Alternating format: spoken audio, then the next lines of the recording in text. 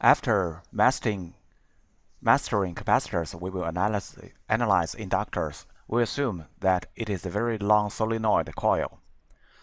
Owing to the existence of the current, there will be the existence of a magnetic field strength in the medium in the coil. We use Ampere circuit's law on a small section, and the direction of the loop is designated like this. If the magnetic field is uniform according to the Ampere circuit law, we have this expression.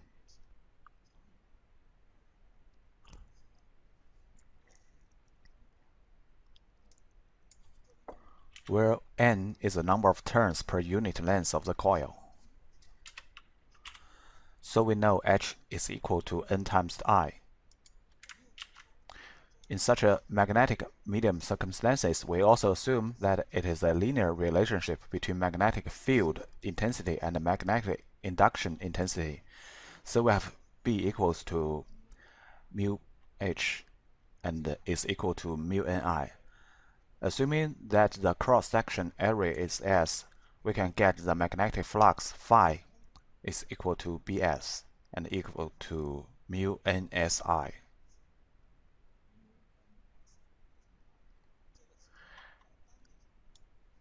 And the corresponding flux linkage on the unit length equal to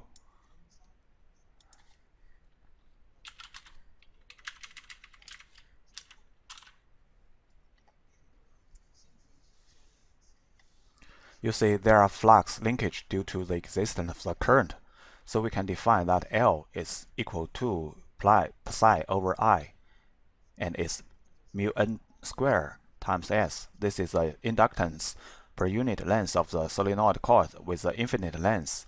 We can see from the equation that the inductance of the coil is proportional to the square of the number of turns. With previous definition, we can analyze that the unit of the inductance is Henry. The commonly used ones are millihenry or microhenry. According to the Faraday's electronic induction law, U is equal to d psi dt, and it is equal to dLi dt. If the inductance is a constant value, then it must be equal to L di dt. So it made up the differential relationship between voltage and current of inductor. Similarly, if I is a constant value, U must be 0.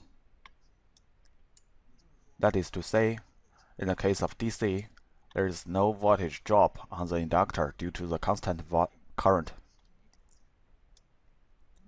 Similarly, we can also deduce its integral relationship from the differential relation. That is, I is equal to L over 1 times the integral of U. The integral interval is from negative infinite to t. According to after a series of derivation, we can get that it is this way. Inductors and resistors are also not the same. For resistor, we know that I is equal to U over R, and I must be 0 once U changes to 0. But for inductors, the inductor current remains a constant value I0 if U is 0. It means that inductors has a memory effect, which is either energy or signal.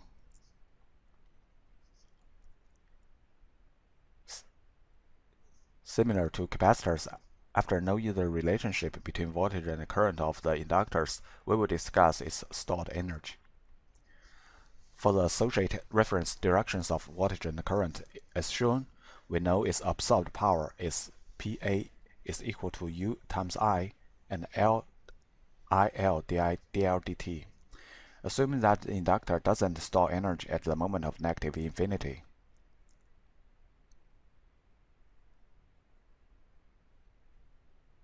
After a series of derivation, we can get the inductive energy storage must be equal to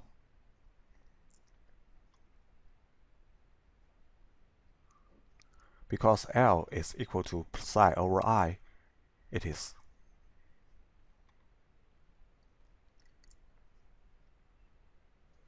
The values must be no less than 0. Then if we want to calculate the energy change of the inductor from the moment t0 to t, it is equal to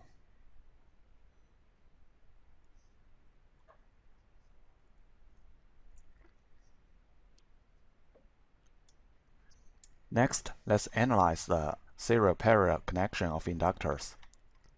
We discuss serial connection first. For the inductor, we know that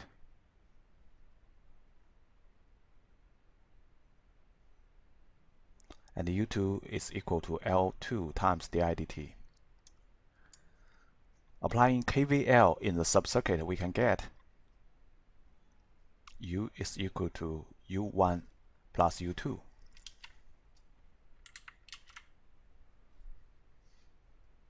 So it is written as a form of U being equal to watt times di dt. That means Leq is equal to L1 plus L2. Similarly, we can deduce the equivalent inductance when two inductors are with parallel connection, assuming the initial stored energy of the inductor or the initial current is 0. For the inductor L1, and for it, we have applying KCL on this node, we can get I is equal to I1 plus I2 and is equal to this.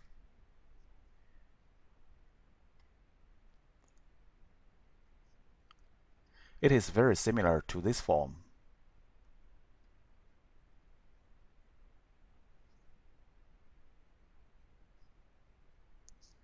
So Leq is equal to L1 times L2 over L1 plus L2.